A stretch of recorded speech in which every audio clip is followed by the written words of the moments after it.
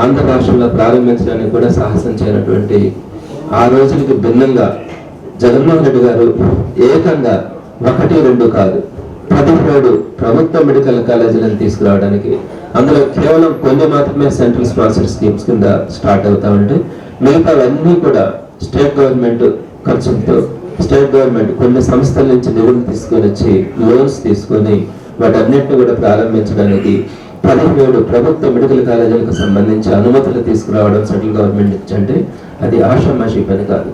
ఏ government కూడా ఒక టెన్యూర్లో ఏ రాష్ట్రంలో కూడా అంత పెద్ద సాహసం చేసేటువంటి పరిస్థితి లేదు.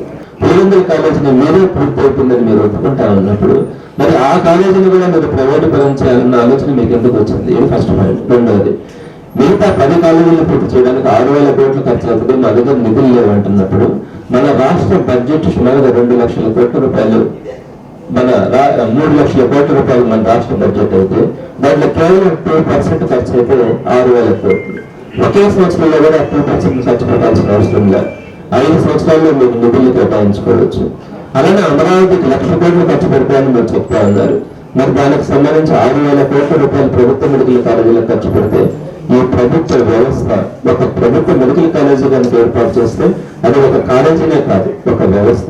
దాంట్లో ఒక అన్ని సూపర్ స్పెషాలిటీ హాస్పిటల్ కానీ, ఒక సీనియర్ డాక్టర్స్ కానీ, ప్రతి పేదవాడు కూడా అక్కడ ఉచితంగా చూపించుకున్న దానికి ఓపీ కానీ, ఇన్పేషెంట్ వ్యవస్థ కానీ ప్రతి ఒక్కటి కూడా అందుబాటులో ఉండడానికి అవకాశం ఉంటుంది.